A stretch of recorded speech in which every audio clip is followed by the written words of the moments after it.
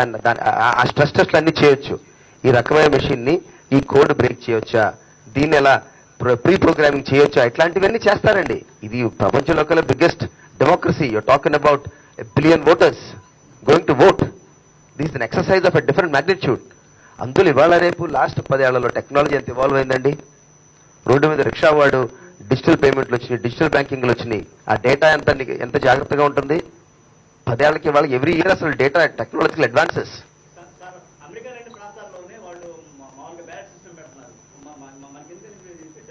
అది వాళ్ళతో పాటు సమానంగా ఉన్నాం మనం, వాళ్ళతో పాటు సమానంగా ఉన్నాం. అది ఎలక్షన్ కమిషన్ రాజకీయ పార్టీలు తీసుకోవాల్సిన డెసిషన్. వాళ్ళు ఒక పక్క ఈవీఎంలకు ఒప్పుకుని 14 ఎలక్షన్కి వెళ్ళారు కదా, మరి ఆవేళ్ళు ఆపుకోవాల్సింది, 2009లో ఆపుకోవాల్సింది. దానికి 2014లో క్రిటిసిజం ఏమైనా వచ్చిందండి.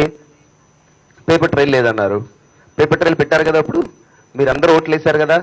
ఓట్లు వేసినప్పుడు మీరు నొక్కిన దానికి బయట ప్రింట్ పడిందా లేదా, అందరూ చూసారా లేదా, క్లియర్గా కనపడింది.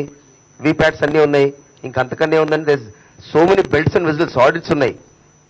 ఇది ఇవాళ నుంచి ఏంటంటే ఒక ప్రజాభిప్రాయాన్ని షేప్ చేయటం, వీళ్ళకి తెలిసిందల్లా పబ్లిక్ ఒపీనియన్ షేప్ చేయటం. అది హిట్లర్ గోబెల్స్తో ఎండ్ అయిపోయిందండి. ఇక సాగదా ఆటలో. ప్రజాభిప్రాయాన్ని పాప హౌస్ వైఫ్స్ని, లేడీస్ అందరినీ ప్రెస్ మీట్లు పెట్టి ఏ ఓటు నొక్కినా ఫ్యాన్కి వెళ్తుందని చెప్పటం. మే 23 ఎలాగో తుఫాను చూస్తారు, ఎలా ఉంటుందో రిజల్ట్. ఫ్యాన్ చేయబోయే తుఫాను మే 23 చూస్తారు మీరందరూ. దాంట్లో డిస్కషన్ కూడా లేదు. దానికి వంకలు చెప్పించుకోవడానికి ఇవన్నీ. నువ్వు వచ్చి బ్యాటింగ్ చేయబోయే మగడా అంటే బ్యాట్కి క్రాక్ వచ్చింది, పిచ్చి మీద వాన పడింది, ఈ కబుర్లు చెప్పడం ఏంటండి. వచ్చి మ్యాచ్ గెలువు. ఆడు 11 మంది కాదు 12 మంది ఆడారు, వికెట్ కీపర్ గ్లౌజ్ ఎక్కువ పెట్టుకున్నాడు. ఈ కబుర్లన్నీ ఎందుకు చెప్తారండి. ఉన్నమా వచ్చి రణరంగంలో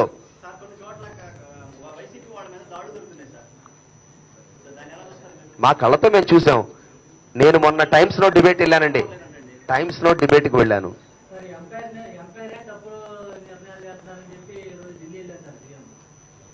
ఎవరు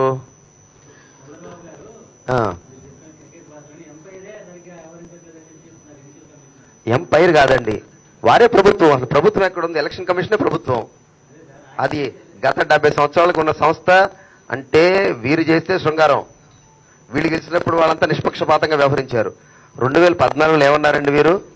తల్లి కాంగ్రెస్, పిల్ల కాంగ్రెస్. అవన్నీ మీకు చెప్పనవసరంలా. 4.5 ఏళ్ళు వీళ్ళు సంసారం చేశారు. మళ్ళీ ఒకేసారి మళ్ళీ మా మీద అంటాం. ఈ అలిగేషన్స్ నేను నిన్నటిగాక మొన్న నైట్ ఎలక్షన్ అయిన రోజు నైట్ టైమ్స్ నో డిబేట్లో ఉన్నాను. ఇదే క్వశ్చన్స్ ఎలక్షన్ ఇష్యూస్ మీద. వాళ్ళకి సమాధానం చెప్పడానికి సమాధానం లేదు. పాయింట్ బై పాయింట్ సమాధానం చెప్పాలి. ఏం చెప్పినా ఫ్యాక్ట్ బేస్డ్గా మాట్లాడాలి. మిత్రులందరినీ కోరుకునేది అవుతాయి. నేను ఈ మాట మీకు బోర్ కొట్టేస్తుంది. వచ్చే 5 ఏళ్లలో ఏం మాట్లాడినా ఫ్యాక్ట్ బేస్డ్గా మాట్లాడదాం అంటాం. ఒక ఫ్యాక్ట్ బేస్డ్ అంటే ఒక పర్సన్ గురించి మాట్లాడితే ఒక దాంట్లో ఇన్వాల్వ్ అయి ఉన్నా అంటే ఛార్జ్ షీట్ ఉందా? నేను ఛార్జ్ షీట్లో ఉన్నాను అన్నారు. ఎఫ్ఐఆర్కి ఛార్జ్ షీట్లు కూడా తెలనాళ్ళు. అన్ఫార్చునేట్లీ ఈ మాత్రంలో బుర్రలేని బర్రెలు ప్రజాప్రతినిధులు అంటే ఏం చేస్తాం?